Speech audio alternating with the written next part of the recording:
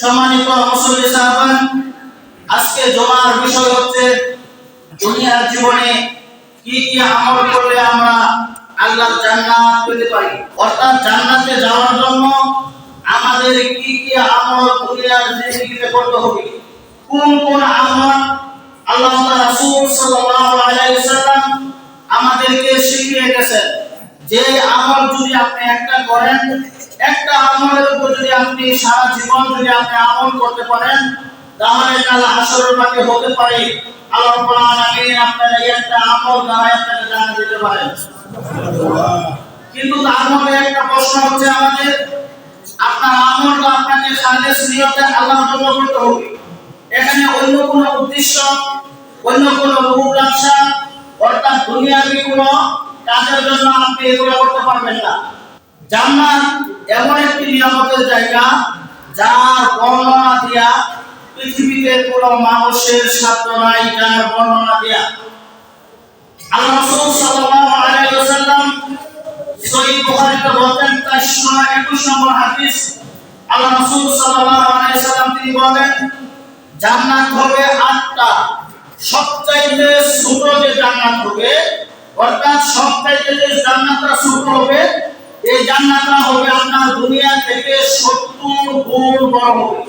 যে জান্নাতটা ছোট হবে, সহিহ বুখারীর 418 নম্বর হাদিসে আল্লাহ রাসূল বলেন, যে জান্নাতটা দুনিয়াতে সবচাইতে বেশি ছোট জান্নাত, সেই জান্নাতটা কি হবে? দুনিয়া থেকে 10 গুণ বড় হবে জান্নাত। তাহলে জান্নাতটা আল্লাহ রাব্বুল আলামিন কত বড় না? আল্লাহ রাসূল সাল্লাল্লাহু আলাইহি ওয়াসাল্লাম তিনি বলেন, মানুষের মধ্যে সবচাইতে বড় ভাগ্যবান, মানুষের মধ্যে সবচাইতে বড় ভাগ্যবান হচ্ছে তারা যারা মৃত্যুর পর জান্নাতে যেতে পারবে। মানুষের মধ্যে সবচাইতে হতভাগা, সবচাইতে কপাল পোড়া মানুষ হচ্ছে তারা যারা মৃত্যুর পর জান্নাতে যাবে। আল্লাহ রাসূল সাল্লাল্লাহু আলাইহি ওয়াসাল্লাম অসংখ্য হাদিসে তিনি এইভাবে বলেছেন, সূরা আল ইমরান আয়াত 185, আল্লাহ রাব্বুল আলামিন তিনি বলেন, ওয়ামান যুহদিহা আনিন নার, সেদিন আল্লাহ রাব্বুল আলামিন যাদেরকে জাহান্নামের আগুন থেকে বিতাড়িত করবেন, সেদিন যাদেরকে আল্লাহ রাব্বুল আলামিন জাহান্নাম নামক আগুন থেকে আপনার মুখটা আপনাকে ফিরিয়ে রাখবেন, তাই সেদিন কি করবেন? ওয়াদখুলুল জান্নাহ, এবং যাদেরকে আল্লাহ রাব্বুল আলামিন জান্নাতে প্রবেশ করাবেন, প্রকৃতপক্ষে তারাই হচ্ছেন সবচেয়ে সফলকাম হবেন। যেটা সূরা আল ইমরানের 185 নম্বর আয়াতে আল্লাহ রাব্বুল আলামিন বলেছেন। সম্মানিত উপস্থিতি, এখন আসেন আমরা জান্নাত সম্পর্কে কিছু আগে তথ্য দিই। আসলে জান্নাতটা আল্লাহ রাব্বুল আলামিন কাদের জন্য রেখেছেন। সূরা ফাজরের 28 নম্বর আয়াতে আল্লাহ রাব্বুল আলামিন তিনি বলেন, ফাদখুলি ফি ইবাদি, আল্লাহ রাব্বুল আলামিন সেদিন বলবেন, ফাদখুলি ফি ইবাদি, যারা আমার নেক বান্দা আছে, যারা আমার মুত্তাকিন বান্দা আছে, তারা আজকে তোমরা একত্রিত হও, ওয়াদখুলুল জান্নাতি, এবং তোমরা কি করো? আমার জান্নাতে তোমরা প্রবেশ করো। আমি যে আয়াতটা তেলাওয়াত করছি সূরা আল ইমরানের 133 নম্বর আয়াত, আল্লাহ রাব্বুল আলামিন এখানে জান্নাতীদের সম্পর্কে তিনি বলেন, ওয়াসারিউ ইলা মাগফিরাতিন মির রাব্বিকুম ওয়া জান্নাতিন আরদুহা আস-সামাওয়াতি ওয়াল আরদ, ওয়াসারিউ ইলা মাগফিরাতিন মির রাব্বিকুম, তোমরা তোমাদের প্রভুর ক্ষমা লাভের প্রতি দ্রুতগতিত হও, তোমরা তোমাদের প্রভুর ক্ষমার দিকে তোমরা দ্রুতগতিত হও, এবং তোমরা কি করো? সেই জান্নাতে প্রবেশ করো যার আয়তন হবে আসমান এবং জমিনের সমান। ওয়াইদাত লিল মুত্তাকিন, যেটা আমি শুধু মুত্তাকিদের জন্য আমি তৈরি করে রেখেছি। এখন আমরা নামাজ পড়তে আসি, আমরা মনে করি আমরা এখানে আসছি যে আমাদের উদ্দেশ্য একটাই, যে পরকালে যেন আমরা জান্নাতে যেতে পারি, এটাই তো আমাদের উদ্দেশ্য। আল্লাহ রাসূল সাল্লাল্লাহু আলাইহি ওয়াসাল্লাম, আমি আগে বলছি, সবচাইতে বড় ভাগ্যবান হবেন তারা যেদিন দেখবেন গোটা দুনিয়ার মতন এত বড় জান্নাত, একটা জান্নাত, ছোট জান্নাত, সমস্ত মানুষের জায়গা হলেও আপনার আমার মতন কলম করা মানুষের সেখানে জায়গা হলো না, আপনি সেদিন সবচেয়ে বেশি দুঃখ প্রকাশ করবেন। সেদিন আমাদের আফসোস করে কোনো লাভ হবে না, লাভ হবে? কোনো লাভ হবে না। সূরা وبشر الذين آمنوا وعملوا الصالحات أن لهم جنات تجري من تحتها الأنهار সূরা আল-বাকারা আয়াত নম্বর 25 আল্লাহ রাব্বুল আলামিন এই আয়াতটি জান্নাতের সম্পর্কে বলেন ওয়াবাশশিরিল লাযিনা আমানু ওয়া আমিলুস সালিহাত হে মুহাম্মদ সাল্লাল্লাহু আলাইহি সাল্লাম আপনি মানুষদেরকে সুসংবাদ প্রদান করুন যারা কি করেছে ঈমান আনছে যারা আমার উপরে একমাত্র আমাকে যারা রব হিসেবে যারা মানছে ওয়া আমিলুস সালিহাত যারা নেক কাজ করেছে যারা ভালো কাজ করেছে আন্না লাহুম জান্নাতিন তাজরি মিন তাহতিহা আল-আনহার তাদের জন্য আমি এমন জান্নাত তৈরি করে রেখেছি যার তল দেশ দিয়ে ঝর্ণা সমূহ প্রবাহিত হচ্ছে সূরা বাকারায় আল্লাহ রাব্বুল আলামিন এই কথা বলেন কোরআনের আয়াতের কোনো শেষ নেই যেটা নবী মুহাম্মদ রাসূলুল্লাহ সাল্লাল্লাহু আলাইহি সাল্লাম তিনি বলেন যে জান্নাতের তুলনা দেওয়া পৃথিবীতে কোনো মানুষের পক্ষে সম্ভব নয় সূরা হামিম সিজদা আয়াত নাম্বার 31 আল্লাহ রাব্বুল আলামিন তিনি এই জান্নাত সম্পর্কে বলেন ওয়ালাকুম ফিহা মা তাশতাহি আনফুসুকুম ওয়ালাকুম ফিহা মা তাদউন সূরা হামিম সিজদা আয়াত নাম্বার 31 আল্লাহ তাআলা এখানে বলেন ওয়ালাকুম ফিহা মা তাশতাহি আনফুসুকুম আর জান্নাত তো আমি তোমাদের জন্য আমি নির্মাণ করেছি জান্নাতে এমন কোনো জিনিস নেই যেটা তোমরা আমার বান্দা আমার কাছে চাইবে আর আমি তাকে প্রদান করব না তাকে আমি দিব না অর্থাৎ জান্নাতে আপনি যা চাইবেন জান্নাত মানে শান্তির জায়গা জান্নাত মানে আরামায়েশের জায়গা জান্নাত মানে আপনার সুখ বিলাসের জায়গা জাহান্নাম মানে অশান্তির জায়গা জাহান্নাম মানে শাস্তির জায়গা জাহান্নাম মানে আপনার দুঃখ কষ্টের জায়গা সহিহ বুখারী 332 আল্লাহ রাসূল সাল্লাল্লাহু আলাইহি সাল্লাম তিনি বলেন জান্নাতীদেরকে যখন জান্নাতে প্রবেশ করানো হবে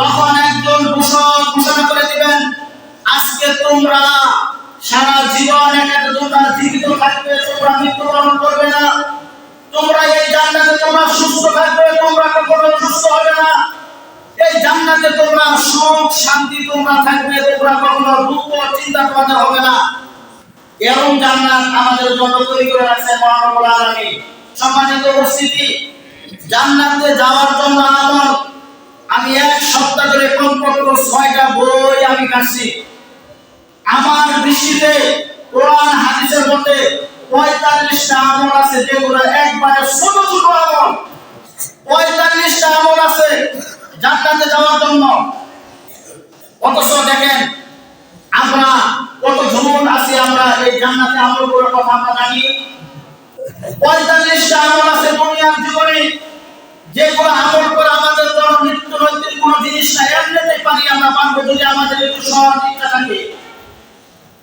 আপনি হাদিসগুলো শুনবেন 45টা আমল তো বলা আমার আধা ঘন্টা 1 ঘন্টার ব্যবহারে সম্ভব হবে না মা বোনেরা ভালো করে খেয়াল করে মনে রাখবেন যদি আপনি মনে করেন যে আপনার মৃত্যু হবে যদি আপনি মনে করেন যে কবরে আপনার শাস্তি হবে যদি আপনি মনে করেন যে আখিরাতে আমার সওয়াব দিতে হবে যদি আপনি মনে করেন রবের সামনে সেদিন আপনাকে দাঁড়িয়ে আপনার হিসাব আল্লাহ রাব্বুল আলামিন নেবেন এবং ফয়সালা হওয়ার পর হয়তো আপনি জান্নাতি হবেন না হয়তো আপনি জাহান্নামী হবেন দল সেদিন দুইটাই হবে আজকে দুনিয়ার সমাজে আমরা কত দলে বিভক্ত আমরা দলের কোনো শেষ নেই কিন্তু সেদিন প্রকৃতপক্ষে হেদায়েত মাত্র দল একটাই হবে মূল দল হবে দুইটা যেটা আল্লাহ রাব্বুল আলামিন সূরা আশ-শুরা তিনি বলেন যে ফারিকুন ফিল জান্নাতি ওয়া ফারিকুন ফিস সাঈদ সেদিন একটা দল জান্নাতে চলে যাবে আর একটা দল জাহান্নামে চলে যাবে কাজে দল সেদিন দুইটাই হবে যতই আজকে আমরা হানাফি বলি মাযহাব বলি যাই বলি শাফিঈ হাম্বলি যাই বলি আমরা দলের কোনো শেষ নেই কিন্তু প্রকৃতপক্ষে সেদিন ফয়সালা হবে দুইটাই নয়তো জান্নাতে যাবেন আর না হলে কোথায় যাবেন জাহান্নামে যাবেন আল্লাহ বলেই দিয়েছে ফারিকুল ফিল জান্নাহ ও ফারিকুল ফিস সাঈদ আমাদের মধ্যে আরেকটা ভুল ধারণা হয় আমাদের যে আমরা জানি না যে আমরা বলি সবাই জান্নাত মনে হয় 8টা জাহান্নাম মনে হয় 7টা এটা বলি না আমরা মূলত আসলে এটা ভুল জান্নাত মূলত একটা তার স্তর হইছে 8টা জাহান্নাম মূলত একটা তার স্তর হইছে 7টা প্রমাণ আপনার সিলসিলা সহিহা করবেন 2612 নম্বর হাদিস উকবা ইবনে আব্দুর রহমান তিনি বর্ণনা করেছেন হাদিস আল্লাহ রাসূল সাল্লাল্লাহু আলাইহি সাল্লাম তিনি বলেন আল জান্নাতু সামানিয়াতা আবওয়াব, আল জান্নাতু সামানিয়াতা আবওয়াব, জান্নাতে রয়েছে 8টা দরজা, ওয়ান নারু লাহা সাবআতু আবওয়াব, জাহান্নামে রয়েছে 7টা দরজা। আজকে আমরা অনেক মানুষই আমরা বুঝি না যে মনে হয় 8টাই জান্নাত। আমাদের এই মসজিদ কয়টা বলেন? মসজিদ একটা, কিন্তু প্রবেশের গেট হইছে আমাদের 5টা। এরকম জান্নাত গুলো একটাই, জান্নাত গুলো একটাই, কিন্তু তার স্তর হবে একটা। জাহান্নাম গুলো একটাই, তার স্তর হবে 7টা। যেটা আল্লাহ রাসূল সাল্লাল্লাহু আলাইহি ওয়াসাল্লাম হাদিসে বলেন যে আল জান্নাতু লাহা সামানিয়াতা আবওয়াব, জান্নাতের দরজা হবে 8টা, ওয়ান নারু লাহা সাবআতু আবওয়াব, জাহান্নামের দরজা হবে 7টা। মালা আইনুন রাত, যা কখনো মানুষ কি করে না, চোখ দিয়ে দেখে নাই। মালা আইনুন রাত, যা মানুষ কোনোদিন চোখ দিয়ে দেখে নাই। ওয়ালা উযুনুন সামিআত, যা মানুষ কখনো কান দিয়ে শুনে নাই। ওয়ালা খাতারা আলা কলবি বাশার, যা মানুষ কখনো মনে কি অন্তর দিয়ে কখনো কল্পনা করতে পারে না। আদাতু ইবাদিয়াস সালিহিন, আজ আমার মুমিন বান্দাদের জন্য এমন ঘর নির্মাণ করে রেখেছি। মালা আইনুন রাত, যা মানুষ চোখ দিয়ে দেখে নাই। ওয়ালা উযুনুন সামিআত, যা মানুষ কান দিয়ে শুনে নাই। ওয়ালা খাতারা আলা কলবি বাশার, যা দ্বারা মানুষ কোনদিন অন্তরে কল্পনা করে নাই। এমন জান্নাত আমি তোমাদের জন্য তৈরি করে রেখেছি। এখন থেকে আমলের কথা বলবো, শুধু শুনবেন। সহিহ মুসলিম 15 নম্বর হাদিস, সহিহ বুখারী 22, জাবের ইবনে আব্দুল্লাহ তিনি বর্ণনা করেছেন আল্লাহ রাসূল সাল্লাল্লাহু আলাইহি সাল্লাম একদিন আমাদেরকে বললেন যে দুনিয়ার মানুষ শোনো, তোমরা যদি এই 4টা কাজ যদি তোমরা করো তাহলে তোমাদের জন্য আমি জান্নাত রেখেছি। নাম্বার 1, ইযা সাল্লাইতাল মাকতুবাতা, যখন সালাতের সময় হবে তখন তোমরা কি করবে? নামাজ পড়বে। একটা আল্লাহ রাসূল কি বললেন? ইযা সাল্লাইতাল মাকতুবাতা, যখন তোমাদের সালাতের সময় হবে তখন তোমরা কি করবে? সালাত করবে। ওয়াসামতু রমাদান, যখন তোমাদের রমজান মাস আসবে তখন তোমরা কি করবে? রমজানের সিয়াম পালন করবে। ওয়া আহলালতাল হালালা, আল্লাহ যেটা হালাল করেছেন, আল্লাহ রাব্বুল আলামিন যেটা আমাদের উপরে হালাল মনে করেছেন সেটাকে তোমার কি মনে করতে হবে? হালাল মনে করতে হবে। ওয়া হারামতাল হারামা, এবং আল্লাহ যেটা আমাদের উপরে হারাম করেছেন সেটা আপনার আমার হারাম বলে আপনাকে আমাদের গণ্য করতে হবে। এই 4টা উপদেশ আল্লাহ রাসূল সাল্লাল্লাহু আলাইহি সাল্লাম বললেন। আমি আবার বলছি, জাবের ইবনে আব্দুল্লাহ তিনি বলছেন আমরা আল্লাহ রাসূলের কাছে বললাম আমাদেরকে কিছু উপদেশ দেন, যে উপদেশগুলো যে আমলগুলো করলে আমরা জান্নাতে যেতে পারবো। আল্লাহ রাসূল সাল্লাল্লাহু আলাইহি সাল্লাম 1 নম্বর বললেন ইযা সাল্লাইতাল মাকতুবাতা, তোমরা কি করবে? ওয়াক্ত মতো সময় মতো তোমরা কি করবে? 5 ওয়াক্ত সালাত আদায় করবে। ওয়াসামতু রমাদান, তোমরা রমজান মাসের সিয়াম পালন করবে। ওয়া আহলালতাল হালালা, আমি যেটা হালাল করেছি সেটাকে তোমরা হালাল বলে তোমরা গণ্য করবে। ওয়া হারামতাল হারামা, আমি যেটা হারাম করেছি সেটা তোমরা হারাম বলে তোমরা গণ্য করবে। আল্লাহ রাসূল সাল্লাল্লাহু আলাইহি সাল্লাম 4টা কথা বলার পর জাবের ইবনে আব্দুল্লাহ তিনি বলেন ওয়াদখুলাল জান্নাতা আলা ইয়াজিদু আলা শাইআ উদখুলাল জান্নাহ, ইয়া রাসূল আমি যদি 4টা কাজ করি উদখুলাল জান্নাত, তাহলে কি আমি জান্নাতে যাব? আল্লাহ রাসূল বলেন ক্বালা নাআম, তুমি জান্নাতে যাবে। আজকে বাড়িতে খুলবেন সহিহ মুসলিম 15, বুখারীতে পাবেন 22 নম্বর হাদিস, জাবের ইবনে আব্দুল্লাহ তিনি বর্ণনা করেছেন। এখানে আমি একটা কথা বলি, নাম্বার 3 তিনি আমাদেরকে উপদেশ দিয়েছিলেন ওয়া হারামতাল হারামা, আল্লাহ যেটা হারাম করেছে সেটা হারাম হিসাবে গণ্য করা। আমরা সালাত পড়ি, এটা আমরা কয়জন মানি? আমরা সবাই জানি।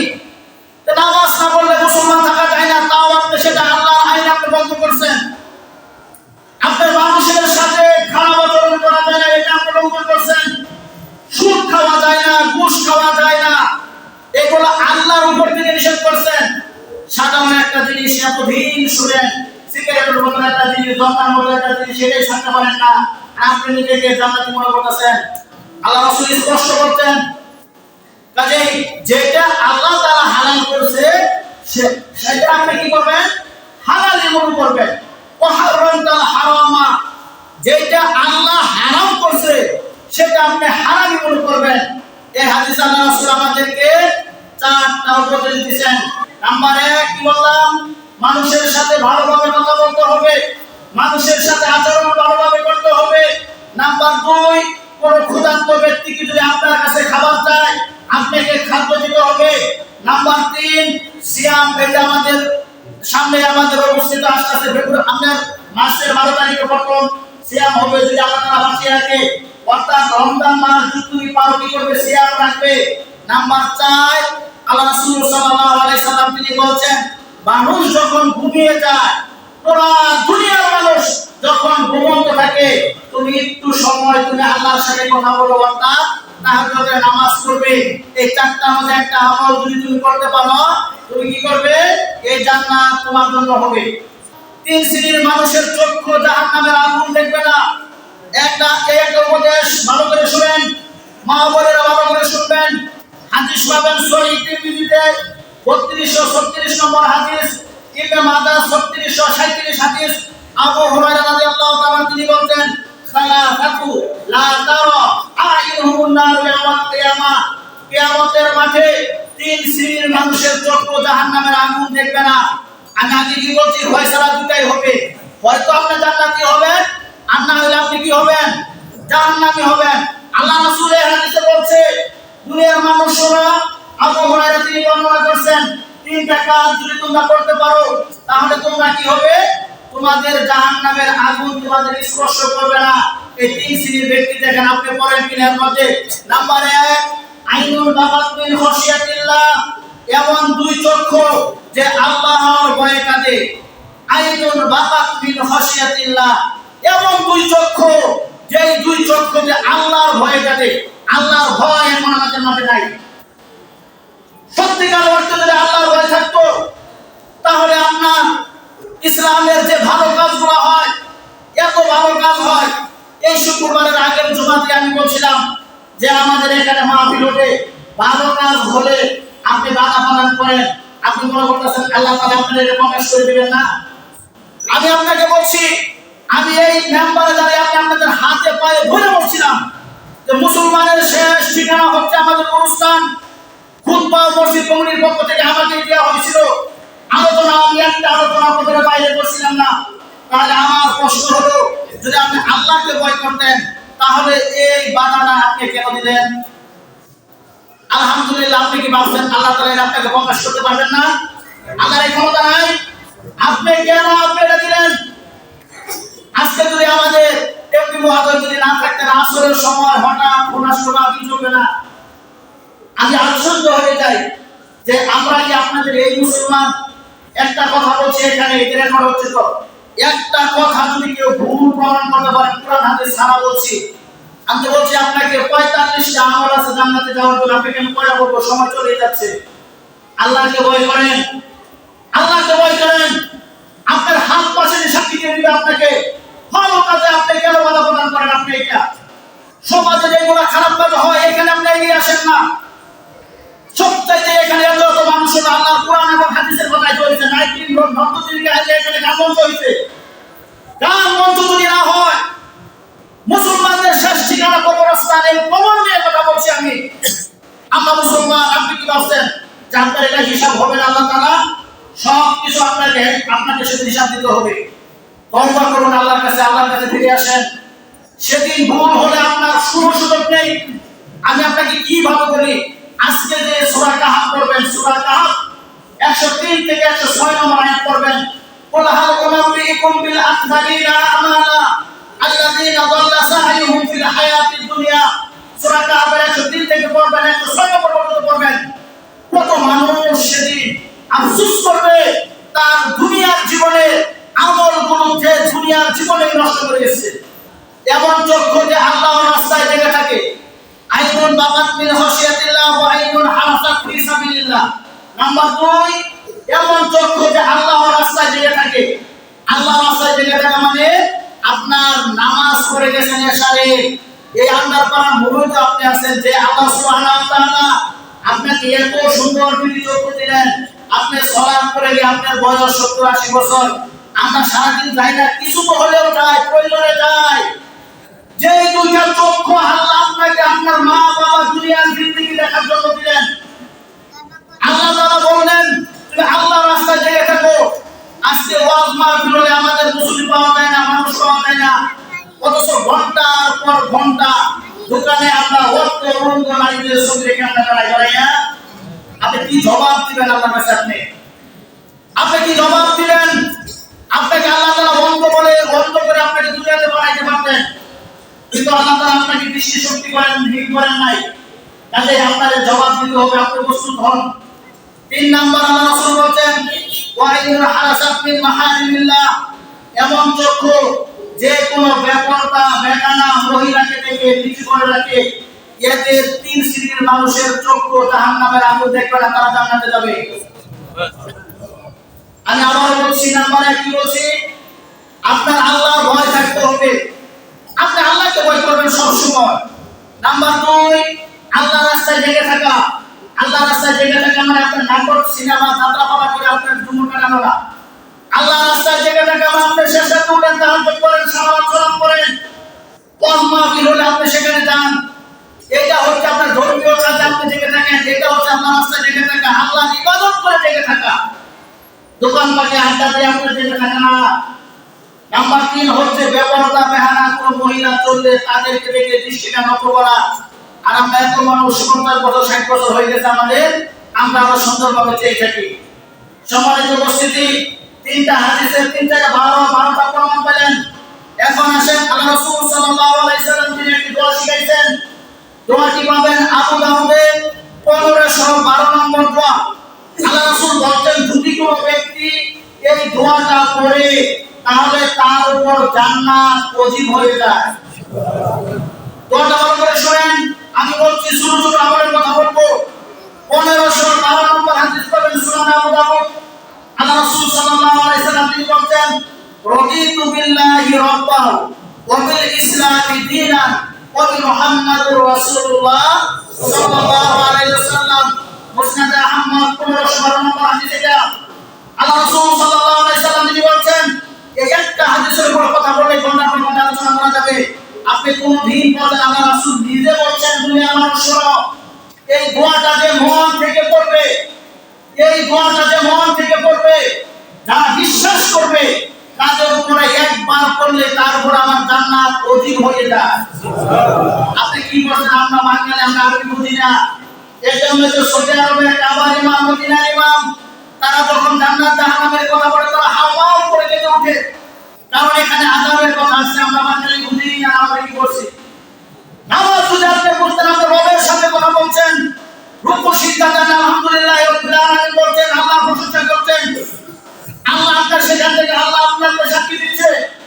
আপনি বুঝেন না? রাদিতু বিল্লাহ, যারা আল্লাহকে রব হিসাবে পেয়ে সন্তুষ্ট হয়েছেন, ওয়াবিল ইসলামি দীনা, যারা ইসলাম ধর্ম পেয়ে যারা নিজেকে আপনার সৌভাগ্যবান মনে করেছেন, ওয়াবি মুহাম্মাদুর রাসূলুল্লাহ সাল্লাল্লাহু আলাইহি সাল্লাম, নবী মুহাম্মদুর রাসূলুল্লাহ সাল্লাল্লাহু আলাইহি সাল্লামকে নবী হিসেবে পেয়ে এই 3টা জিনিস আল্লাহকে রব হিসেবে পেয়ে দ্বীন ইসলামের উপর আপনি জমিনের উপর আপনি থাকছেন, এটা পেয়ে আর নবী মুহাম্মদুর রাসূলুল্লাহ সাল্লাল্লাহু আলাইহি সাল্লামকে আপনি পেয়ে আপনার মন শান্তি হয়েছে, আপনি পরিতুষ্ট হয়েছেন।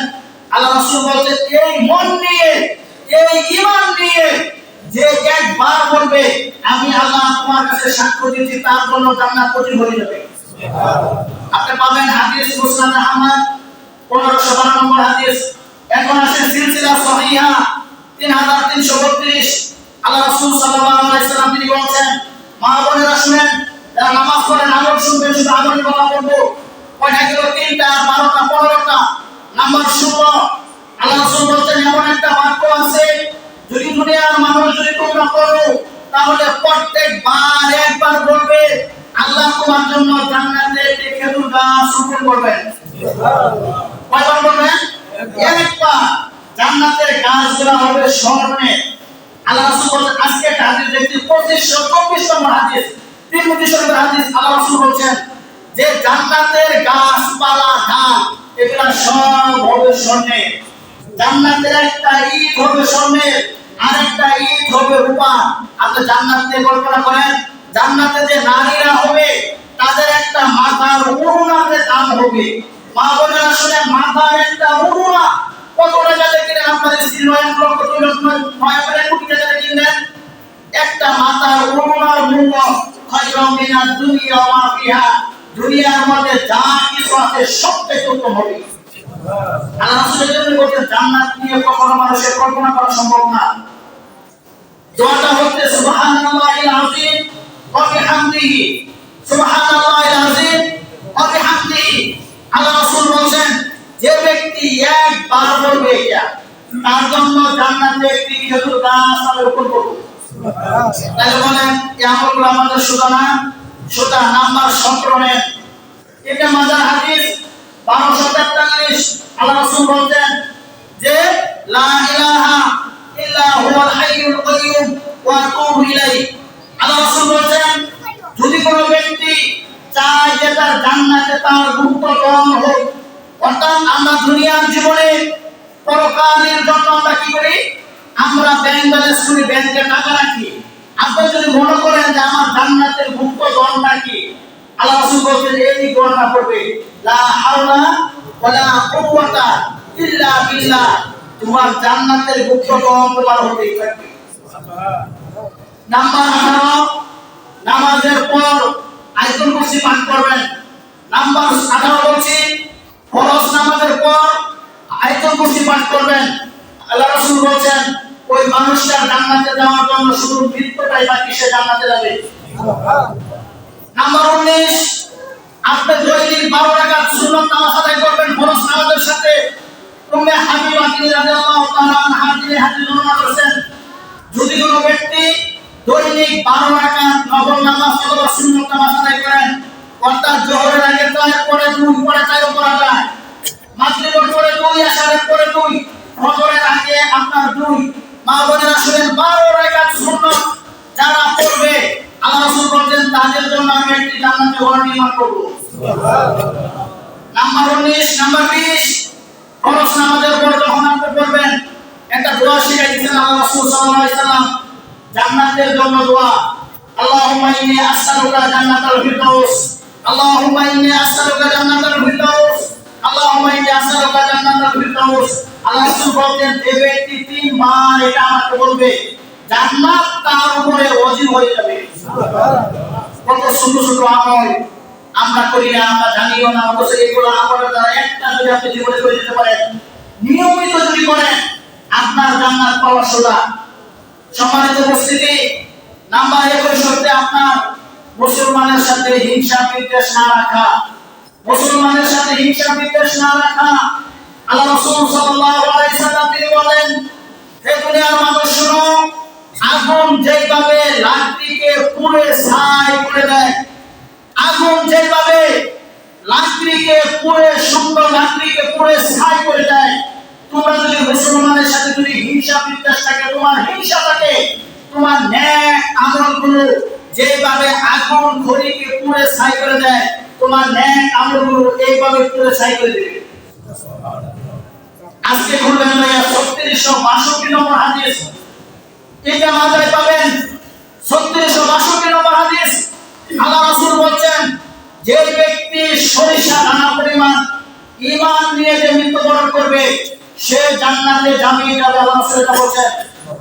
পরবর্তীতে তিনি বলেন যে ব্যক্তি সরিষা দানা পরিমাণ অহংকার নিয়ে, আপনার গাম্ভীর্য নিয়ে অহংকার করে আপনি মৃত্যুবরণ করবেন, আপনি জাহান্নামে যাবেনই যাবেন। তিরমিজির 3662 নম্বর হাদিসে আল্লাহ রাসূল বলেন কাজেই মানুষের সাথে হিংসা বিদ্বেষ না রাখা। আমি আপনাকে কিভাবে বোঝাই? আল্লাহ রাসূল সাল্লাল্লাহু আলাইহি সাল্লাম একদিন বসে আছেন, আনাস বিন মালিক রাদিয়াল্লাহু তাআলা তিনি বলেন একদা একজন লোক ভিতরে প্রবেশ করলো। আল্লাহ রাসূল সাল্লাল্লাহু আলাইহি সাল্লাম তিনি বলেন তোমরা যদি জান্নাতি কোনো মানুষ দেখতে চাও তাহলে একটা লোক এখন প্রবেশ করবে। একটা লোক তখন আসলেন, তার যে ওযু করেছে তার দাড়ি বেয়ে পানি পড়ছিল, বাম হাতে তার জুতা ছিল। ভালো করে শুনেন এই হাদিসটা, আনাস ইবনে মালিক তিনি বর্ণনা করেছেন। আল্লাহ রাসূল বললেন এমন একটা লোক আসলো। দ্বিতীয় দিন আল্লাহ রাসূল একই কথা বললেন, আসবে। আল্লাহ রাসূল দেখলেন সেই সাহাবীটাই আসছেন, যার দাড়ি বেয়ে পানি পড়ছে, বাম হাতে তিনি কি করছেন, জুতা নিয়ে আসেন। তৃতীয় দিন আল্লাহ রাসূল একই কথা বললেন যে তোমাদের মাঝে এখন একটা জান্নাতি লোক আসবে, তোমরা তাকে দেখো। সেই লোকটাই আসলেন। সেই বৈঠকে আব্দুল জামির ইবনে আব্দুল্লাহ তিনি উপস্থিত ছিলেন। সাহাবীরা জান্নাতে কিভাবে যাওয়া যাবে এটা নিয়ে ব্যস্ত থাকতেন। আর আমরা হতভাগা মানুষ, আমরা জাহান্নামে কিভাবে যাব, জাহান্নামের পথটা আমরা নিজের ইচ্ছায় আমরা বেছে নিচ্ছি না, নিজের ইচ্ছা বেছে নিচ্ছেন। দুইজন সাহাবী, আনাস ইবনে মালিক একজন প্রসঙ্গ সাহাবী, তিনি হাদিস বর্ণনা করছেন। আল্লাহ রাসূল যখন তিনবার বললেন এখন একটা মানুষ আসবে, এ জান্নাতি তোমরা তাকে দেখো, তিনবার আল্লাহ রাসূল একই কথা বলছেন, ওই লোকটাই আসছে। জাবির ইবনে আব্দুল্লাহ তার মনে সাজ হলো, আল্লাহ রাসূল তিনবার বলছেন, তার মানে অবশ্যই লোকটা কি এমন আমল করে, আমার দেখার বিষয়, কি এমন আমল করে মানুষটা যার জন্য নবী মুহাম্মদ রাসূলুল্লাহ সাল্লাল্লাহু আলাইহি সাল্লাম তিনবার এই ব্যক্তির কথা বললেন। জাবির ইবনে আব্দুল্লাহ তার পিছনে পিছনে তিনি গেলেন, গিয়ে বললেন যে ভাই, আমি 3 দিনের জন্য আমার পরিবার থেকে আমি ছুটি নিয়ে এসেছি, অথবা আমি ঘরে আসছি, আমি 3 দিন তোমার সাথে থাকবো। ইচ্ছা কি বলেন, কি এমন আমল করে এই লোক যার কথা নবী মুহাম্মদ রাসূলুল্লাহ তিনবার বলছেন। জাবির ইবনে আব্দুল্লাহ তিনি বর্ণনা করছেন, 3 দিন আমি তার সাথে অতিবাহিত করলাম। তিনি অতিরিক্ত কোন তাহাজ্জুদের নামাজও আমি পড়তে দেখলাম না, অতিরিক্ত কোন সিয়ামও আমি পালন করতে দেখলাম না। অর্থাৎ একজন মুসলমান যেভাবে 5 ওয়াক্ত সালাত নিয়মিত যেগুলো আদায় করে সে ব্যক্তি এগুলাই করলেন, আমি তার এই আমলটা সামান্য মনে করলাম। 3 বার করছে, এটা তো আমিও করি। এই লোকটা আল্লাহ রাসূল কেন বললেন যে একটা লোক আসবে, তিন দিন বলছেন।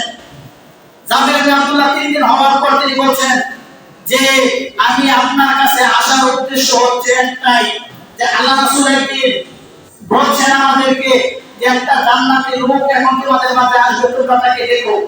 আল্লাহ রাসূল 3 দিন বলছেন, 3 দিন আপনি আসছেন। আমার মনে সাজ হয়েছে আপনি কি এমন আমল করেন যার দ্বারা আপনি জান্নাতে আপনি চলে গেছেন। সেই সাহাবী বলছেন, শোনো, আমি অতিরিক্ত কোনো আমল আমি করি না, তবে হ্যাঁ আমি একটা আমল করি যেটা আমি আপনাদেরকে বলছি, মা বোনেরা শুনেন, যে আমি কোন মুসলমানের ভালো দেখে আমি কোন কি করি না, কোন মুমিন বান্দা ভালো কোনো কিছু দেখে আমি হিংসা করি না। সুবহানাল্লাহ, সুবহানাল্লাহ। সে বলছে যে আমি অতিরিক্ত কিছু আমল করি না। নাম্বার 20 আমি যে আমলটার কথা বলছি আপনাকে, মুসলমানের সাথে হিংসা বিদ্বেষ না রাখা। আল্লাহ রাসূল তিনি বলছেন, সেই সাহাবী বলছেন, আমি নামাজ পড়ি, 5 ওয়াক্ত ইবাদত থাকি, কিন্তু একটা আমল আমি অতিরিক্ত করি, সেটা কি, আল্লাহ যাকে দিয়েছে কোন ব্যক্তির ছেলে হাফেজ হলো, কোন ব্যক্তির ছেলে ডাক্তার হলো, কোন ব্যক্তির ছেলে ইঞ্জিনিয়ার হলো, কোন কেন এমপি হলো, কোন কেন মন্ত্রী হলো, কোন আপনার মেম্বার হলো, আমার হিসাবে না। এটা আপনার জমিনের উপরে ফয়সালা করা আমাদের কোনো ক্ষমতা আছে? ক্ষমতা আপনি ভাববেন আপনার আমি যত কিছু করি, জমিনের উপরে আমাদের কোনো ফয়সালার হাত নাই। না, কেন হাত আছে? ফয়সালা কোথা থেকে হবে? আকাশ থেকে হয়। যেটা সূরা আল ইমরানে আল্লাহ তাআলা বলতেন, কুলিল্লাহুম্মা মালিকাল মুলক তুতিল মুলকা মান তাশা ওয়া তুইজ্জু মান তাশা ওয়া তুযিল্লু মান তাশা। আমি যাকে ইচ্ছা রাজত্ব দান করি, আমি যাকে ইচ্ছা দান থেকে রাজত্ব ছিনিয়ে নেই, আমি যাকে ইচ্ছা লাঞ্ছিত করি, আমি যাকে ইচ্ছা তাকে আমি আমার সম্মানের আসনে আমি বসাই, আমি বসাই। আপনি কোনদিন বিশ্বাস করেন না? আপনার জমিনের উপর আপনি কি করেন? একজন মুসলমানের ভাই, আপনার পার্শ্ববর্তী ভাই, তার এক ছেলে ডাক্তার হয়েছে, আপনার হিংসা, আপনারটা বানান না কেন? আপনারটাকে বানান না। জান্নাতে যাওয়ার জন্য যতগুলো মাত্র 45টা আমাদের কাজ হইছে আল্লাহর জন্য ঘর নির্মাণ করা, মসজিদ নির্মাণ করা। একজন আলেম মানুষ 12 বছর থেকে বেশি মসজিদ নির্মাণ করছেন, আলহামদুলিল্লাহ, সহিহ কিনা? আপনার দলে কেন আপনি করে করছেন? উনি 12 বছর করছে, আপনি 2000 করেন। একজনে মাদ্রাসা করবে 10টা, আপনার দলে কেন আপনি 50টা করেন? আমাদের মুসলমানের আমাদের হিংসায় পুরো হিংসা বিদ্বেষ আমাদের। যদি আপনার হিংসা থাকে তাহলে আপনি মুমিন না, আপনি মুমিন। আল্লাহ রাসূল 3 বার বলেছেন, আল্লাহু লা ইউমিনু, আল্লাহু লা ইউমিনু। قيل من يا رسول الله صلى الله عليه وسلم قال الذي لا يؤمن جاره بوائقه যার জবান এবং মুখ থেকে অপর প্রতিবেশী অপর ভাই নিরাপদ থাকে না সে মুমিন না। আল্লাহ রাসূল তিনবার বলছেন এই হাদিস। কাজে আমি আপনাকে বলছি মানুষেরটা দেখে মানুষের হিংসা বিদ্বেষ করে এটা আমাদের কোনো সম্পর্ক না। কখনো মানুষের সাথে হিংসা করবেন না। তকদিরে আপনার যদি লেখা থাকে আপনি প্রেসিডেন্ট হবেন, তকদিরে যদি আপনার লেখা থাকে আপনি এমপি হবেন, তকদিরে যদি লেখা থাকে আপনি মাওলানা হবেন, মুফতি হবেন। যদি আল্লাহ যদি আপনাকে সৃষ্টি করার পর 50,000 বছর আগে লেখে থাকে আপনি আমি দুনিয়ার জীবনে যতই বড় পরিকল্পনা না হবে এটা হবে না। এতে আপনার কি হলো? দুনিয়াতে একজন মুসলমানের হক কষ্ট করলেন, আরেকটা হলো আপনি কি করলেন? আল্লাহর ওয়াদা রাসূলের আদর্শ থেকে আপনি বঞ্চিত হলেন। আপনি ইহকালে বঞ্চিত হলেন, পরকালে বঞ্চিত হলেন। আপনার লস আর লস। যে ব্যক্তি হওয়ার সে ব্যক্তি হয়েই যাবে, দেখবেন হবে না? হয়েই যাবে। সম্মানিত উপস্থিতি, 21টায় বললাম আমি আপনাদেরকে একটি আয়াত বলে শেষ করে দিচ্ছি। আজকে যে এই আয়াতটা আমি অনুরোধ করছি যাদের বাড়িতে রাখবেন লক্ষ টাকা ফার্নিচার রাখার চাইতে একটা কোরআনের তফসির রাখবেন। সূরা আল-জুমা পড়বেন, সূরা আল-জুমা 73 নম্বর আয়াত পড়বেন। 71 এবং 72 বলছি আমরা জাহান্নামীদের কথা বলছি। আমি 73 নম্বর আয়াতটা আমি আপনাকে পড়ে শোনাচ্ছি। আল্লাহ তাআলা আপনার আমার জন্য কত কিছু অপেক্ষা করে আছে দেখেন। আল্লাহ রাব্বুল আলামিন সূরা আল-জুমা 73 নম্বর আয়াতে বলছেন وَسِيقَ الَّذِينَ اتَّقَوْا رَبَّهُمْ إِلَى الْجَنَّةِ زُمَرًا حَتَّى إِذَا جَاءُوهَا وَفُتِحَتْ أَبْوَابُهَا وَقَالَ لَهُمْ خَزَنَتُهَا سَلَامٌ। সূরা আল-জুমা 73 নম্বর আয়াতে আল্লাহ রাব্বুল আলামিন তিনি বলছেন যে وَسِيقَ الَّذِينَ اتَّقَوْا رَبَّهُمْ إِلَى الْجَنَّةِ زُمَرًا। দুনিয়ার জীবনে যারা মুমিন ছিলেন, দুনিয়ার জীবনে যারা মুত্তাকি ছিলেন, দুনিয়ার জীবনে যারা ভালো ছিলেন তাদেরকে সেদিন দলে দলে জান্নাতের দিকে নিয়ে যাওয়া হবে।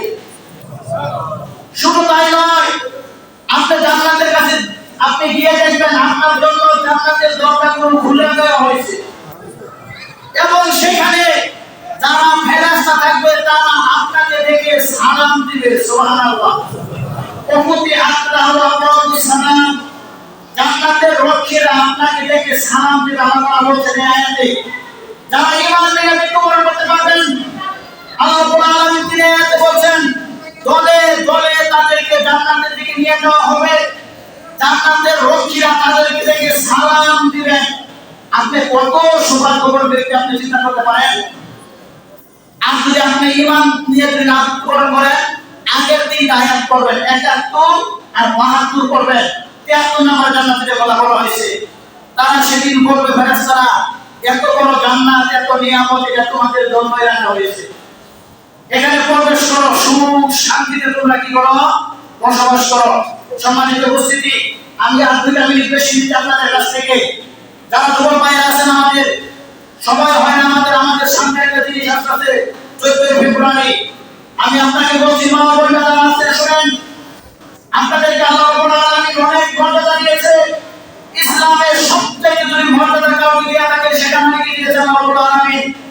আপনারা অনেক দামি জিনিস, আপনারা অনেক দামি জিনিস, কিন্তু আপনি যদি সেটা রক্ষা করতে না পারেন এই মাসে আসবে আমাদের 14 ফেব্রুয়ারি আপনারা যুবক ভাইরা আছেন। আমি আপনাকে গত জুমার আগে বলছিলাম মুআযিবের আলাদা কথা যে মক্কার সবথেকে প্রবাস সবথেকে ধনী ব্যক্তিত্ব ছিল। ইসলাম গ্রহণ করার পর সে সবকিছু ছেড়ে আসছে। আজকে আমি একটা সাহাবীর বর্ণনা বলছি, যুবক ভাইদের জন্য 5 মিনিট বেশি দিতে আমার দৃষ্টিতে রাখবেন। সাহাবীর নাম হচ্ছে সাদ ইবনে মুআজ। সাহাবীর নাম কি বললাম? সাদ ইবনে মুআজ। হাদিস পাবেন আব্দুল্লাহ ইবনে উমর থেকে বর্ণিত হাদিস, নাসাই এবং মিশকাতে পাবেন 136 নম্বর হাদিস। সাহাবী আব্দুল্লাহ ইবনে উমর তিনি বর্ণনা করেছেন এই হাদিস। সাদ এমন একজন ব্যক্তি ছিলেন যে 30 বছর বয়সে সে কি করেছে? ইসলাম গ্রহণ করছে। অনেক কিতাব অনেক রকমের কথা আছে। আপনি বলেন যুবক ভাইরা শুনো, তোমাদের জন্য 5 মিনিট আমি বলছি। 30 বছরের একটা যুবক 30 বছর বয়সে ইসলাম গ্রহণ করলো, আপনার 36 বছর বয়সে তার মৃত্যু হলো। খন্দকের যুদ্ধে একটা তীর এসে তার হক তার ছিঁড়ে গেল। আল্লাহ আত্মগ্রহণ করে তিনি মারা গেলেন। এই সাদ মাত্র জীবন পেয়েছিলেন ইসলামের কত বছর? সবাই বলেন কত বছর? আজকে এখানে 70-80 বছরের মানুষ আছেন। দিল দিয়ে একটা কথা শুনেন আপনি, এই সাদ ইবনে মুআজ তিনি মৃত্যুবরণ করেছিলেন, তার মৃত্যুতে আল্লাহর আরশকে ভরেছিল। সুবহানাল্লাহ। সাদ ইবনে মুআজের মৃত্যুতে আল্লাহর আরশ পর্যন্ত কেঁপে উঠেছিল। সাদের মৃত্যুতে আরশের সমস্ত দরজা খুলে দেওয়া হয়েছিল। আপনার আকাশের উপরে একটা আনন্দ ভ্রমণ করা হয়েছিল। আজকে এমন একটা মানুষের মৃত্যু হয়েছে, পৃথিবীর মধ্যে ইসলামের ইতিহাসে একজন ব্যক্তির জানা যায় আকাশ থেকে 70,000 ফেরেশতা এসে তার জানাজার সালাম করতেছে, হলো সাদ। সুবহানাল্লাহ ওয়া বিহামদিহি। জীবন কত সময় ছিলেন? আমি আপনাকে বলছি, জীবন এইভাবে তৈরি করে। আজকে আমাদের এখানে 60-70 বছরের ভিত্তিকে আপনি ইসলামের প্রতি আপনি ব্যয় করছেন। যুবক তুমি শোনো, 14 ফেব্রুয়ারি তোমার জন্য না, মা বোন আমি আপনাকে বলছি, আপনি দামি জিনিস আপনাকে আপনি রেখে রাখবেন। দোকানে 1 টাকার একটা চকলেট, 2 টাকার একটা চকলেট, এটা কাপড় দিয়ে কিভাবে শুকনো থাকে, থাকে না? আপনি অনেক দামি জিনিস আপনি একটা অনুভব হয়ে পড়েন। যুবক ভাই আমি তোমাকে বলছি, তুমি জীবনে পড়বে, সাহাবীদের জীবনে পড়বে। আমাদের মসজিদে অনেক বই আছে, যারা বাংলা পড়তে পারেন আমি আপনাদেরকে অনুরোধ করছি, সাহাবীদের ইতিহাস পড়বেন। সাহাব এমন সাহাবী ছিলেন, মাত্র 6টা বছর ইসলামের দাওয়াতি কাজ করছেন, যার মৃত্যুতে আল্লাহর আরশকে ভরছে, যার মৃত্যুতে আল্লাহর আরশকে ভরছে, যার একমাত্র একটা ব্যক্তির মৃত্যুতে 70,000 ফেরেশতা এসে তার জানাজায় শহীদ হয়েছে। তাহলে তিনি কেমন আমলের দান করছিলেন? মাত্র 6 বছরের জীবন ইসলামে। আপনি আমাকে 60-70 বছর জিন্দেগি আল্লাহ তাআলা দিলেন। আমি খুতবা শেষ করে দিচ্ছি। হায়াত নেক হায়াত পাওয়া অনেক ভাগ্যের ব্যাপার। সেই হায়াতটা যদি আপনি কি করেন? ভালো কাজে ব্যয় করেন। আপনি 100 বছরের হায়াত পাইছেন, আপনি ভালো কাজ করলেন না, এই হায়াতটা আপনাকে দিয়ে আপনি ভালো হলো? হায়াত আপনি যাই পাইছেন চেষ্টা করবেন যেন ভালো আমল করতে পারেন। খুতবা আমি সবগুলো বলতে পারলাম না, এই চেষ্টা করলাম। আল্লাহ তাআলা যদি হায়াতে বাঁচিয়ে রাখে ইনশাআল্লাহ বাকি আরেকদিন এই ঘটনাগুলো বলবো। আমি আপনাদেরকে অনুরোধ করছি যে যদি আপনি মনে করেন আপনার মৃত্যু হবে, যদি আপনি মনে করেন আপনি পরকালে আপনার আল্লাহর সাথে দাঁড়াতে হবে, দয়া করে আমরা যেন কোনো সপ্তাহে জিনিস বেশি আমি আপনাদেরকে বলছি, মুসলমানের ভালো কোনো জিনিস থেকে আপনি কখনো ঈর্ষা করবেন না। আল্লাহ যেন আমাদের সবাইকে আজকে জুমার যে বিষয়গুলো, জান্নাতের যে ছোট ছোট আমলগুলো বলা হলো, আমরা প্রত্যেককে যেন আল্লাহ তাআলার কাছে দোয়া করি আমাদের প্রত্যেককে নিয়ত করে আল্লাহ তাআলা কবুল করেন। প্রত্যেকের ঈমান যেন আল্লাহ তাআলা বৃদ্ধি করে দেন। আমাদের অন্তর থেকে যেন মানুষের প্রতি হিংসা, লোভ, মানুষের প্রতি রাগ, এটা যেন আল্লাহ তাআলা মিটিয়ে দেন। আল্লাহ আমাদের সবাইকে সাদ ইবনে মুআজের মত সাহাবী করে এবং শেষে কালেমা লা ইলাহা ইল্লাল্লাহ এটা পড়ে যেন আমরা মৃত্যুবরণ করতে পারি। আল্লাহ আমাদের সেই তৌফিক দান করুন। আল্লাহুম্মা আমিন। ওয়া আখিরু দাওয়ানা আলহামদুলিল্লাহি রাব্বিল আলামিন।